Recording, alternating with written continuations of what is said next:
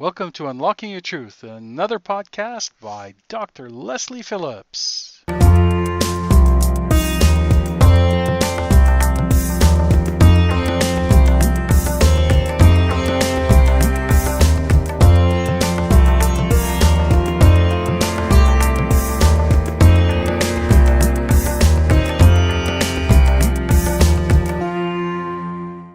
Hello listeners, and welcome to Unlocking Your Truth with Dr. Leslie and Corey. Hello everybody, welcome to Tuesday.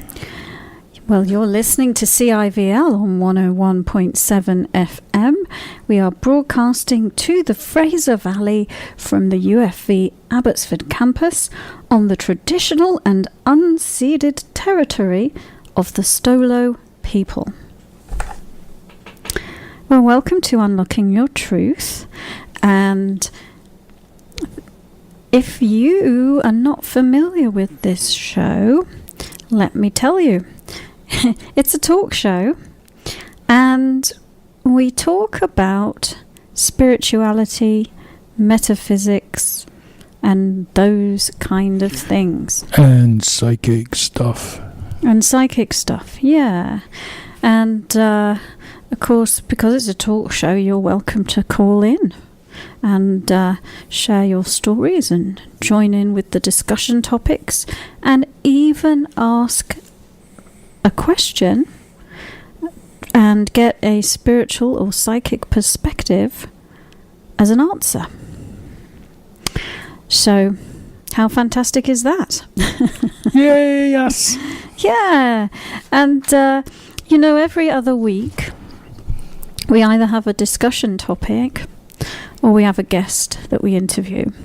And so tonight is a night where we have a discussion topic, or an education piece, might be a way of saying it. So what do you know what it is tonight, Corey? What should we talk about tonight? I know what we're talking about tonight because it was my idea. And so what is your idea, and what do you want to know about it? Well, the exact topic is how to read auras. Aha. The alphabet of auras. How to read auras. Well, it's not like baking a cake, let me tell you that. So it's... Or is it? No, it's not really the kind of thing that you can give a recipe and then say, go bake that cake, go read that aura. Because, the ability to read auras... It is a natural thing that we can all do, but it comes with conscious commitment and devotion to your spiritual path. So all the great masters that have ever walked this earth developed their healing abilities and their psychic senses. And, they got to that place of being able to do that because they really, really wanted to know their inner truth. They wanted to know themselves. They wanted to know God. And they committed themselves to their spiritual focus, to meditation, to their spiritual training. And many of them, even though it might not seem so, they had teachers themselves that taught them about this stuff. So, it needn't necessarily take a really long time to learn to read auras. But it's not like McDonald's. You can't go in and order an instant solution, an instant meal. It's a process. It requires patience and commitment. I read auras like it's a long time ago that I started doing it, but really... What opened it up for me was meditation. Was first of all developing a meditation practice. And there are a number of reasons why that's important. Because meditation helps you turn within. It helps you quiet your mind. It helps you calm your emotions. It helps you tune out the 3D world and tune in to the formless world, the world of energy. So reading auras is easier when you're in a calm, peaceful state. And when you're tuning out all of that other sensory information. And you kind of have to get your body used to it. Get your body used to you operating as spirit in the body. That must be. It sounds easy, but it's not all that easy, is it? It's a case of preparing yourself, and in order to do it. I mean, it is easy, and it's easy for me, but in the beginning, it's not easy. And No, I mean, getting out of your body and into your spirit, having your spirit in control as opposed to your body. exactly, because most people, we're so trained in our intellect. And we live in the intellect all day, most of the time. Yeah. So, and that's the training part of it, is how not to be in your intellect. And the other thing, of course, is if you want to see auras, well, you're not going to see them with your physical eyes. You're going to see them with your spiritual eye. So, in order to read an aura, you need to develop your clairvoyance. You need to be able to see the aura in order to read it. So, and how you read it is through your clairvoyance and by activating your third eye. And once again, we're kind of back to meditation. Meditation is something that helps you to do that. Yeah, and you're right, Corey. You need to tell the difference between body and spirit. Yeah, it's interesting, you say that, like, you have to see it with your spiritual eye as opposed to your physical eye. And I would assume that a lot of people, when they first start doing that, don't necessarily believe, I want to put this in the right way, believe or trust in their spiritual eye that they're actually seeing what they're seeing. No, you're exactly right. That's exactly what happens. They think, well, I'm making it up. It's my imagination. It isn't real. And, of course, what they're doing when they do that is they're having the experience of seeing spiritually and then immediately putting it into their intellect again. And the intellect doubts and analyzes. I was at an event one day when somebody was speaking. It was a shaman. And he held up his hand. And he said, I've got something in my hand here, and I'm not going to say what it is, but all of you just figure it out. And he gave his talk, and he actually held his hand up for about 10 minutes, believe it or not. Not quite 10 minutes, but about 5 minutes. And he put his hand down. And afterwards, he asked everybody what it was. And I had no question in my mind. I actually didn't see the object. But but like you say, I saw it with, it was such a strong evidence of my spiritual mind, my spiritual eyes seeing something. And it was a disco ball emanating many, many, many, many colors. And I saw that. And so I put it in my hand. It's a disco ball with many, many colors coming from it. And he says, you're absolutely right. And he came to talk to me afterwards. I was only in the audience that got it, because everybody else sort of went, oh, yeah, sure.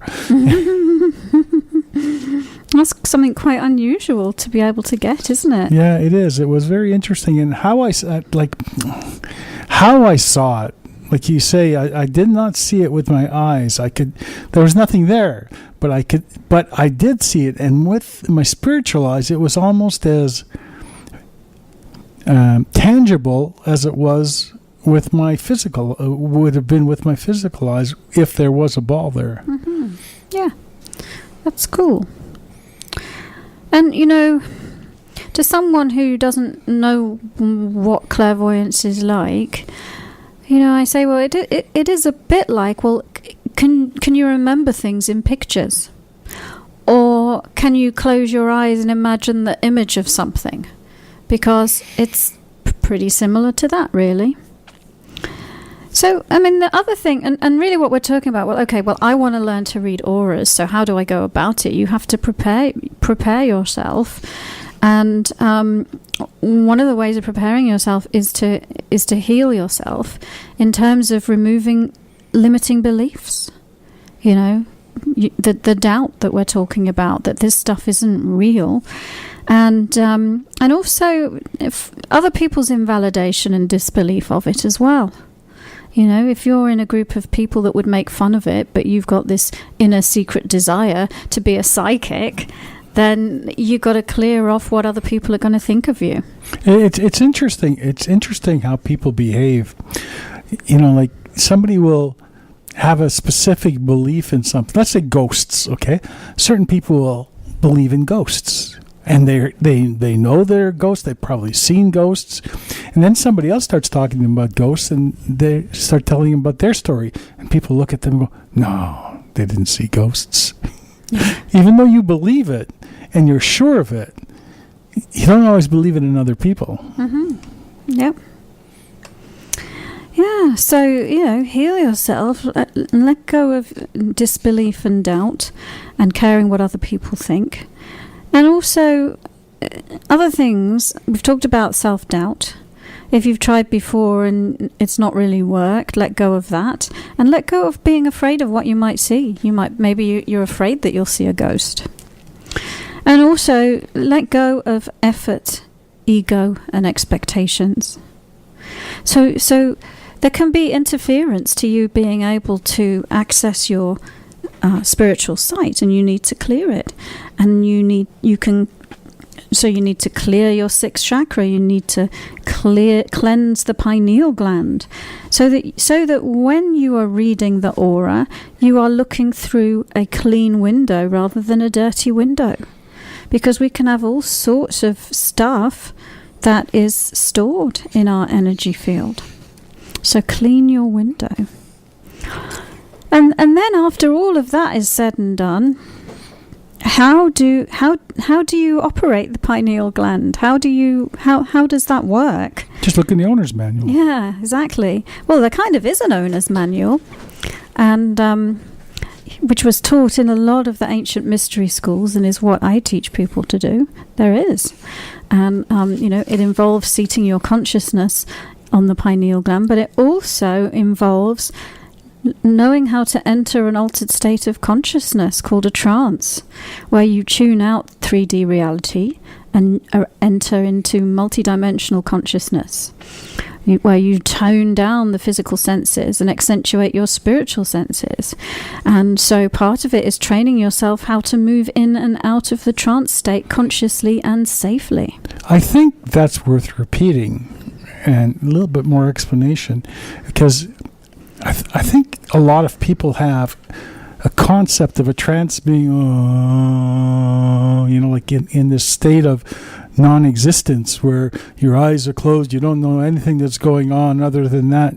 But when I watch you in trance, you're quite aware of you're aware but not taking notice of anything around you, but it is there. I mean, you're not like asleep or in a different state of different state of being. You're very aware. Yeah. So maybe that's worth just a little bit of explanation. Sure.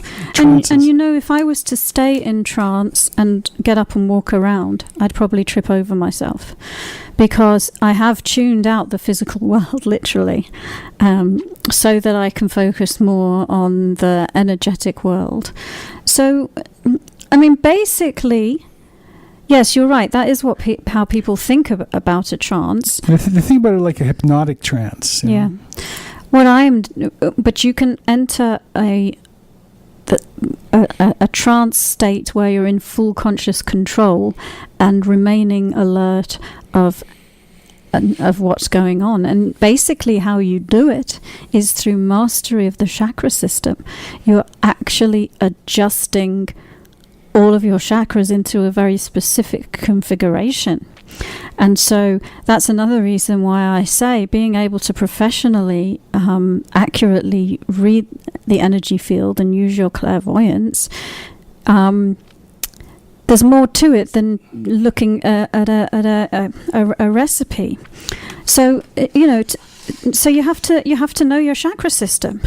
You have to have cleansed your chakra system. You have to know about your chakras and what they do, and actually be able to consciously shift them.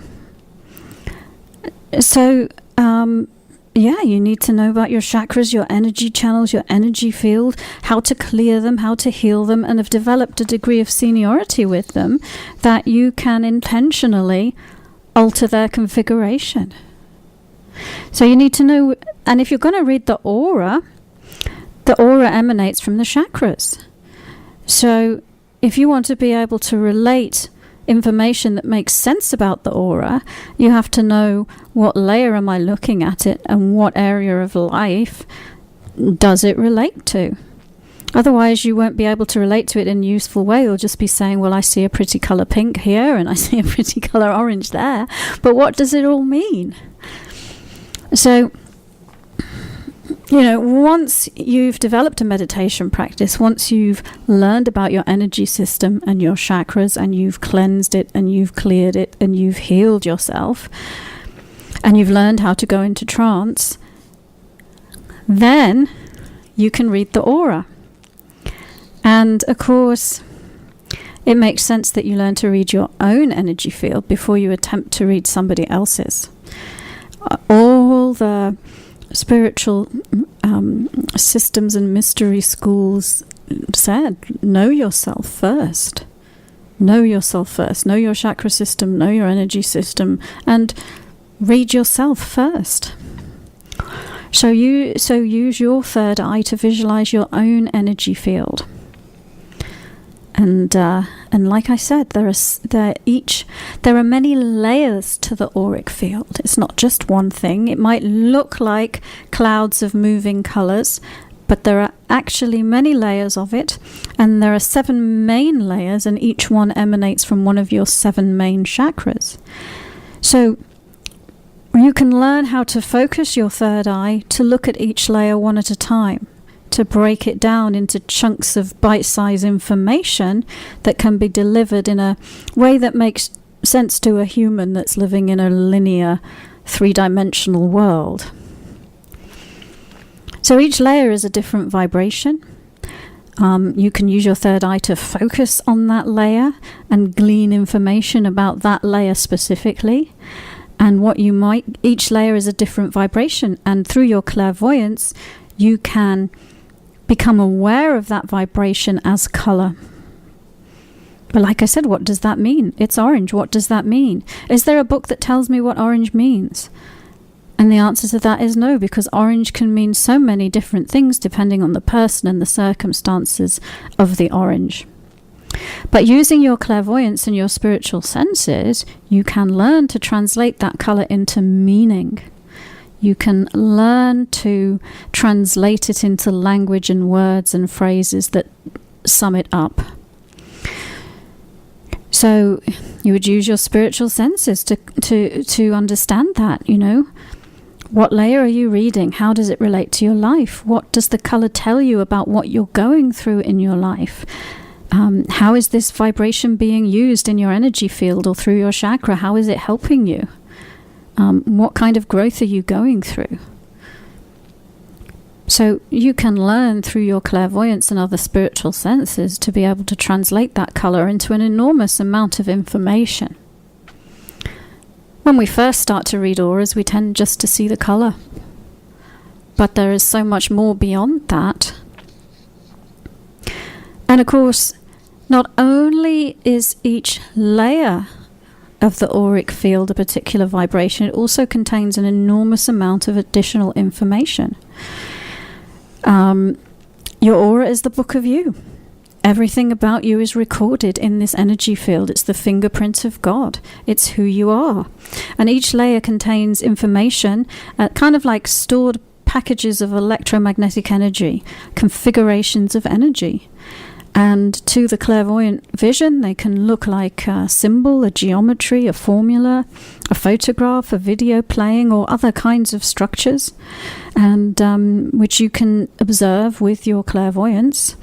So part of reading an aura is picking out these electromagnetic energy configurations and again translating them for further information about what's going on.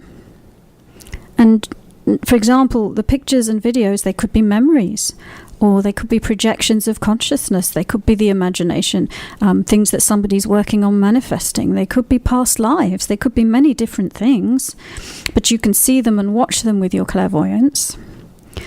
And the symbols could represent concepts and ideas that are being worked on. They could be multidimensional. They could reach into many different lifetimes, actually. Or they could be stuck energy that's being healed. There's many possibilities. And through your spiritual senses, you can see and know and understand and translate the information into a way that a human being can understand. Because human beings are linear, we as spirit, we are multidimensional. So there's so much more in the aura, more than you would even have time to see in one sitting with a person.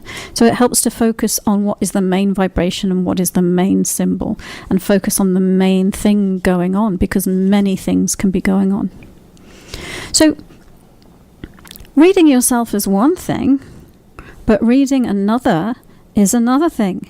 We're going to go to a break, but maybe when we come back we'll talk about some things about reading other people. I can't wait. Maybe we'll even read another person.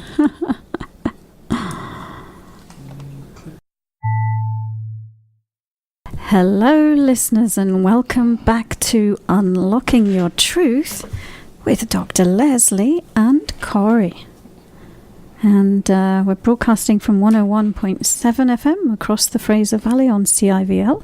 You can catch us on our podcast on drlesliephillips.com as well. And today we are discussing a topic that Corey requested: how to read auras. And in part 1 of the show, we were talking a little bit about how to get to yourself to the point that you could read an aura, and how it's a good idea to learn to read your own energy field first.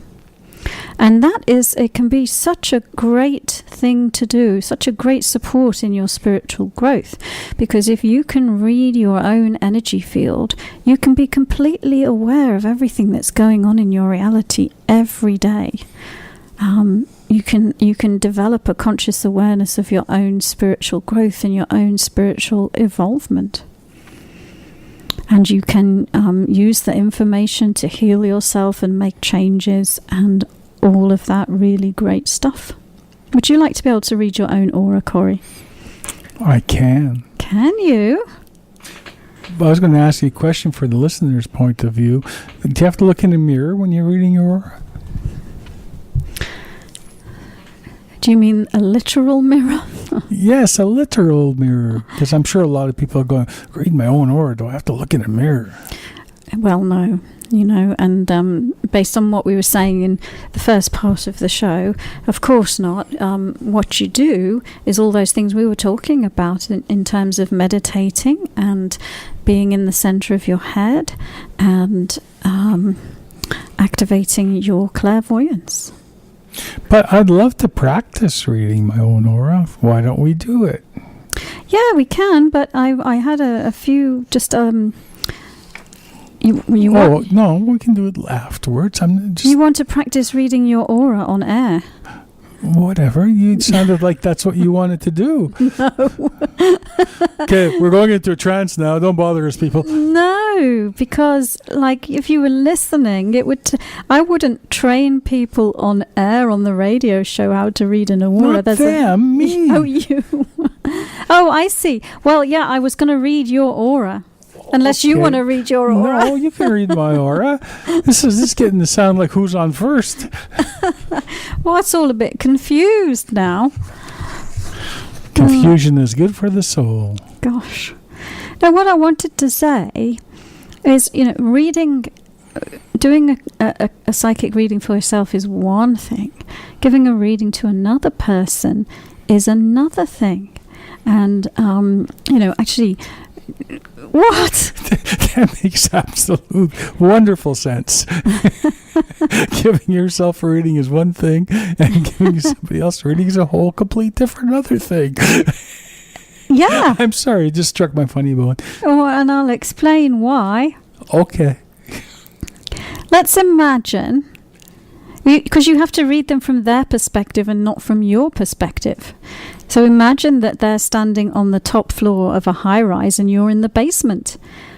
What you would see would make no sense to them, as it isn't part of their viewpoint. And we're like that with our energy, right? If you were at the top of a skyscraper and you could see the mountains, but they were at street level and they could see people and cars, your experience would be very different. So if you read from your your perspective and delivered information from your perspective, it would make no sense to their reality. So to be just right, to give a reading to another person, you have to kind of get on the same floor, but stand a little bit taller so that you can see past where they can, right? And this is done consciously by steering your energy from within the trance state.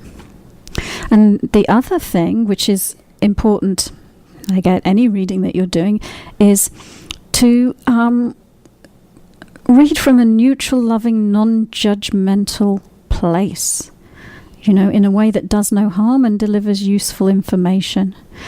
And that's why the training of being able to sit in your pineal gland is so important, because when you can do that, you become neutral, accepting and non-judgmental of yourself and others. And also, read people only if they ask you to, and if they are going to operate from their own free will.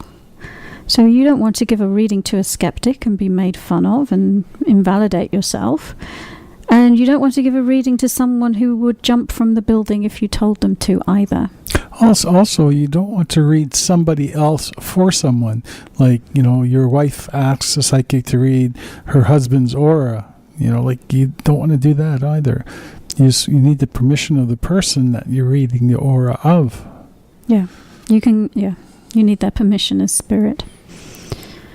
All right, and then keep the room safe for yourself and your client. And do clear your energy before and after. So, there's a lot. Have you learned anything, Corey? Oh, yes. What did you learn? Oh, I've learned what that did you learn? Reading your aura or reading someone else's aura are two whole different things. And it's not like baking a cake either. No, it's not like baking a cake, is it? Not at all. No. Because you can't buy spiritual flour. No, I suppose not. Would you like your aura to be read? Sure, why don't you do an aura reading? Do I have your permission? Sure, you do. Just be nice about it. All right. And listeners, you can phone up as well. Maybe wait till we've read Corey's aura, but... Because Corey has to answer the phone. Yes, but the phone number is 604-504-7441, extension 4142. And so I'll read that out before the next break. And if you want to call in and ask about your aura, you're welcome to. Okay, and keep your eyes open, please, Corey. You cannot... That's difficult. Yes, that's another thing. If you close your eyes, you would go into a trance as well, unconsciously. And we don't want that. Well, I just had dinner. We don't want that. You've got to keep your eyes open.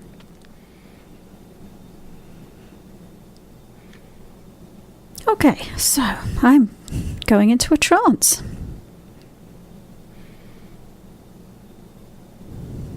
As I often do on this show. And I'm getting onto the floor that Corey's on. Getting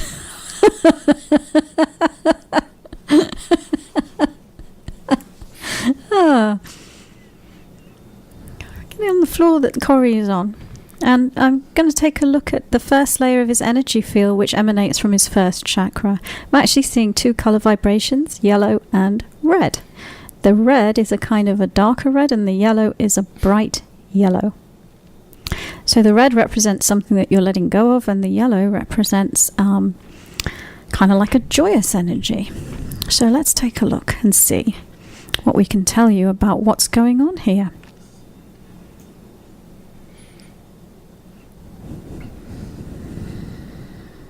Well, it looks to me like you're really, there's a healing project going on the level of your first chakra.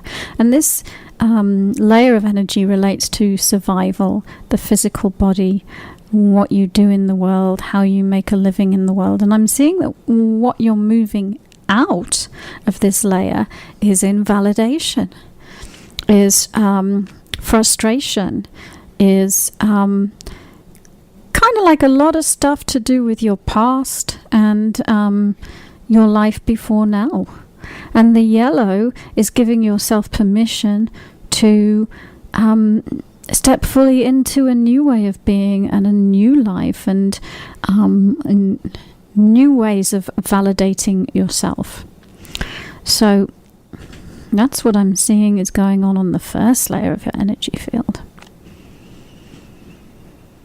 And if we look at the second layer of your energy field, and that relates to the emotions, and we're doing a truncated version because we don't want to go on for a really long time. I'm seeing an orange vibration, and I'm also seeing some energy that you're clearing off to do with emotional pain that you're clearing away. And the orange vibration is... it looks like a vibration, and again, it's to do with permission to create your life in a new way. Permission to, and the orange is it's a color of, it's a very creative color.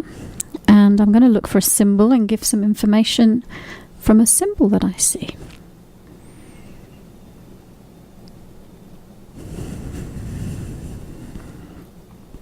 Oh, there's some interesting symbols in this layer, and they're all quite unusual. So let me see. Lots of esoteric symbols. One of them just looks like it has to do with the cycles of life, and the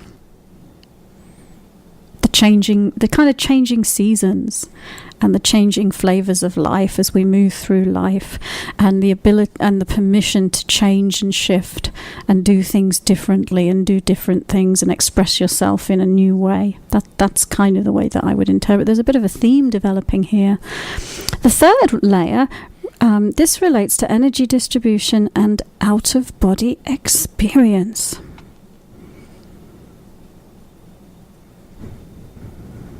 And again, there's a yellow, but it's a more golden yellow, and there's a red.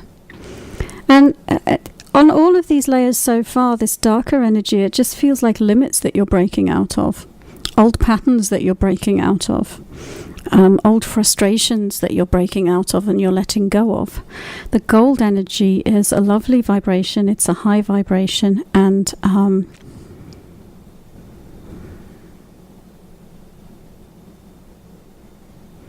it looks like you're working on owning your power from neutrality. You know, and it looks like the old way that you're letting go of is the only way to own my power is to assert it in a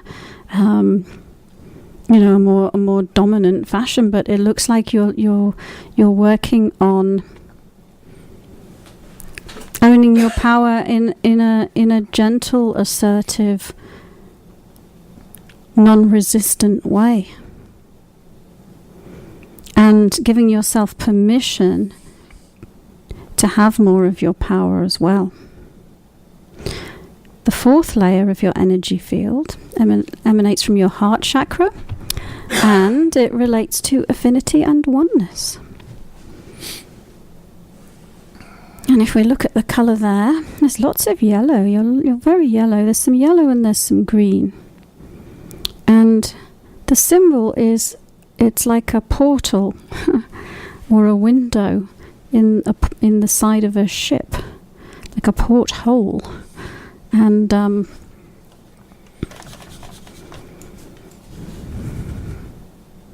it seems to represent the me inside myself and the outside myself, or the me in the world and the me inside me. And it looks again like you're breaking down barriers and allowing yourself to in a way not have to act one way in one situation and act another way in another situation, but just let yourself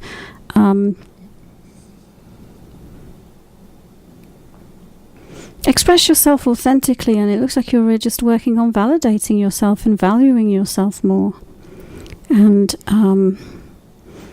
the yellow that you're using a lot through your energy field, it's very joyful and validating and honoring of the self. And the green is there to help you. It's like giving yourself permission to break down the barriers and let some stuff go that you've had to protect yourself and to protect your heart and to keep yourself hidden inside and not expose yourself fully to the outside world. So letting go of resistances. The fifth layer emanates from the throat chakra, and it relates to communication, seeing blue. And if we look for a symbol on that layer,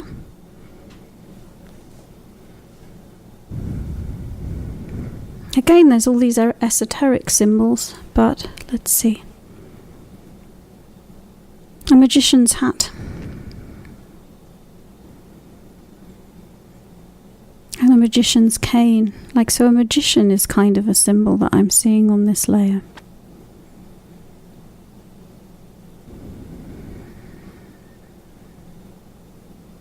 And the blue is kind of a mauve, actually. It's got a little bit of red in it, so it makes it mauve.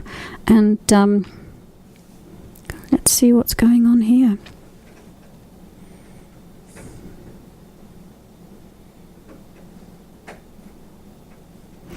Well, it's interesting because it's kind of similar to on the fourth layer, but in a different way. It's almost reminds me of Cloak and Dagger, or the magician, and he hides something, or is he gonna reveal it, or is he gonna hide it? And it again, it looks like it's to do with the part of you that you keep inside and the part of you that you express outwardly. And again, just working on allowing yourself to be more authentic.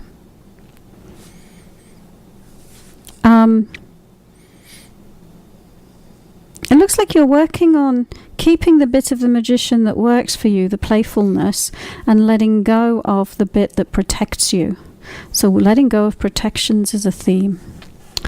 And the sixth layer, which relates to your clairvoyance, there's an orange vibration here.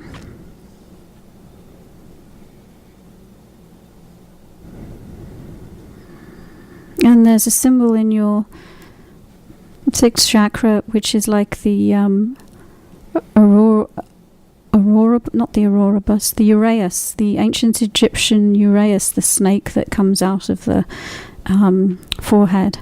And I'm just seeing that you've got information about clairvoyance from past lives where you've used your clairvoyance.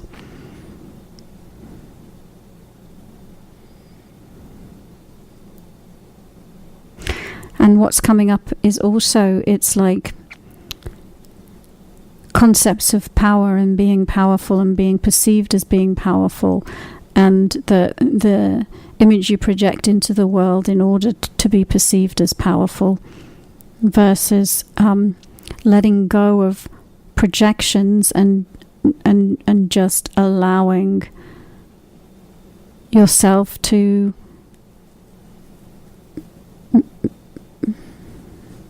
be you and be amused and be a high vibration, and therefore not need all of those protections. The seventh layer, kind of like a lemony yellow colour, emanates from the Crown Chakra, to do with transmediumship and knowingness.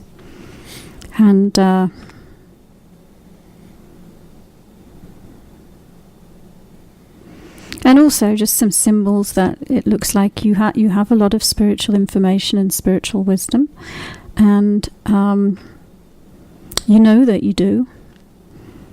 And again, it's this idea of using it to your advantage versus using it in a neutral way. So there we go. That's your aura reading, Corey. Thank you, and it didn't even hurt. No. We better go to another break. I think so. But listeners, if you want to phone in with a question or a comment, then 604-504-7441, extension 4142 is the number. And we'll be back soon. Welcome back, listeners, to Unlocking Your Truth with Dr. Leslie and Corey. I've never been able to find that rooster that they play. No. That's on air, because they hide it well, I guess. Yeah. So listeners, if you do want to call us, the number is 604-504-7441 for extension 4142. And we've been talking about auras, And before the break, we gave Corey a very quick aura reading. Not a very in-depth one, but a quick one. How was it, Corey? It was wonderful. Did you identify with the information? I sure did. I feel very yellow. As opposed to mellow. I think you just left off the Y. Yeah. It's interesting. Yeah, auras are fun, and one of the things about auras that I see a lot of questions about, and it talks about aura colors.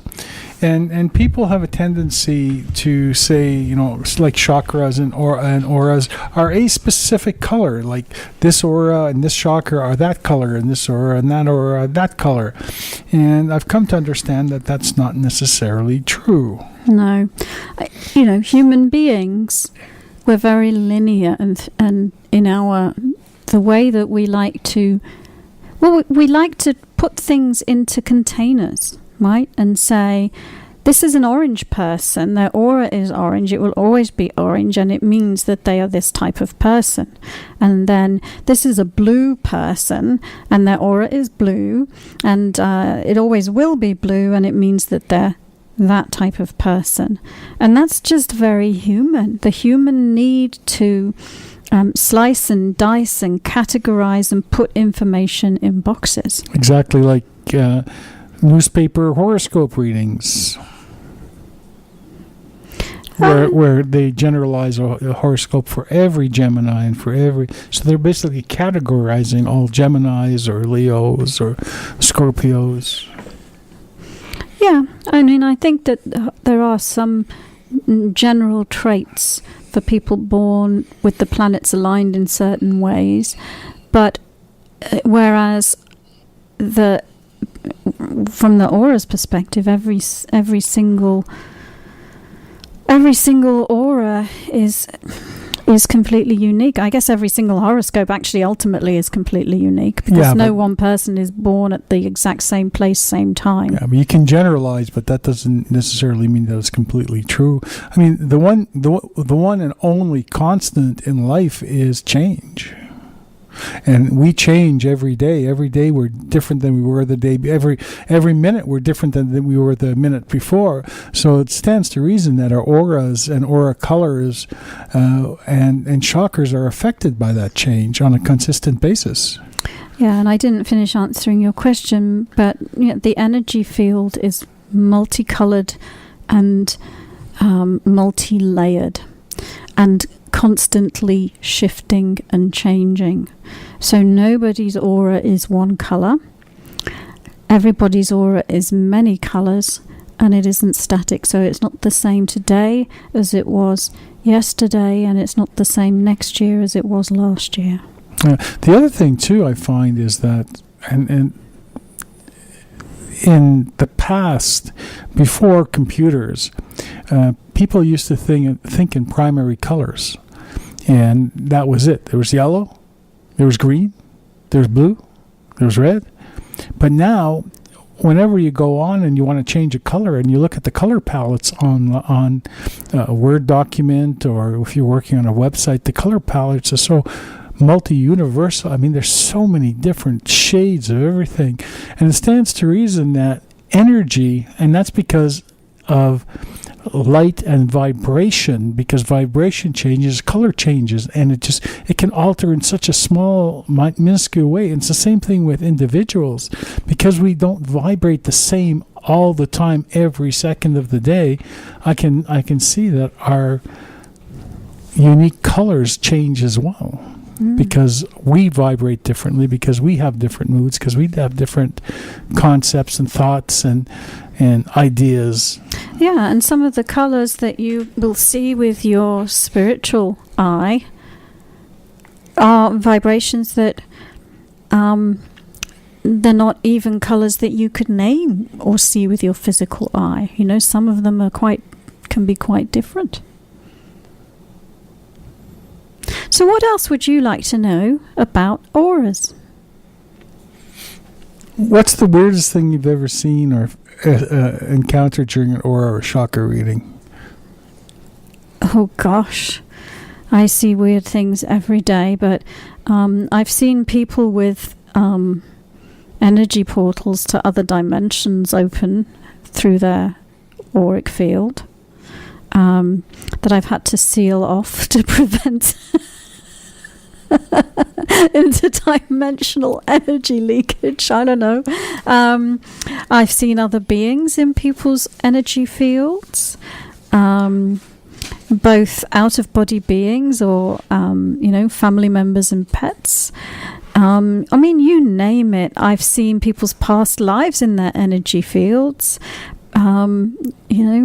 Just so much. How about aliens? Yeah. Yes. Yep. Did they know they were alien? Well, so there's different things there, right? So you can have an alien presence in your energy field, or you could be an alien. But what do you mean? What do we mean by be an alien? Because if you have a human body, you are a human, but you could have a really strong connection with another planetary system, and it could be your first human incarnation. And I've met people like that. Well, we've interviewed walk-ins on the show. I mean, aliens that have walked into humans that are passing on. We've met angels that have taken over bodies on this show. I actually don't believe that angels would take over a body, but a walk-in is a genuine phenomenon where one soul has completed with its life cycle within a body, and rather than the body a perfectly good body pass on, there's an agreement for another soul to come in and complete some of their own experiences that way. And one thing that's interesting about a walk-in is they do not have a past life aura because it isn't their body. There are some differences about the aura. Are their colors unusual? No, because there's no their colors that they have. The aura is a changing thing. Okay. So you don't see sparkles or anything. That's assuming that a walk-in is like a higher being than someone who isn't a walk-in, which is not necessarily true. Exactly. Well, you know what, Dr. Phillips Leslie? Mm-hmm. It's almost time to say goodnight to the folks. Yeah. Any last words that you? Oh, well, let's rephrase that. Before the walk-in arrives. let's rephrase that. Any last words? Yeah. Well, did I see something in your aura that I didn't tell you? Oh no, just that's very interesting. Yeah, it's been an interesting. That's been an interesting discussion on auras. I know that we've had a lot of requests about auras and aura readings. Yes, and like I said, your aura is the book of you. Everything about you is written in the book of you. How thick is my book? Really, really thick. Really thick. I thought so. Yeah. Okay. Well, I guess that's it. I guess we'll be back next week. I think do we have a guest next week? I'm not sure. Yeah. I think we do. But our calendar has got broken. Yeah. We've lost all of our information. Well, we think we're not at home yet, but we can check it out when we get back. Yeah, but we think that there's a guest next week. Yeah. And other than that, I hope everybody's having a grand old time and enjoying their trip here on this lovely globe we call Earth. Yeah. If you're not, start enjoying. It's a choice. You get to choose it. Yeah. All right, well. We should do a show on that choice again. Free will. Yeah, you create your own reality. Well, we haven't done one in free will. I would like to do that. Okay, I'm saying good night. Good night, everyone. Thank you for joining us. You've been listening to another Unlocking Your Truth podcast by Dr. Leslie Phillips. For more information, go to our website at drlesleyphillips.com. That's drlesleyphillips.com, where you can ask questions or send her an email, and there's many free gifts on there for you as well. You can also find the questions that were asked during this show at the website on our free card reading podcast page, where you'll find a full list of them. Come back again.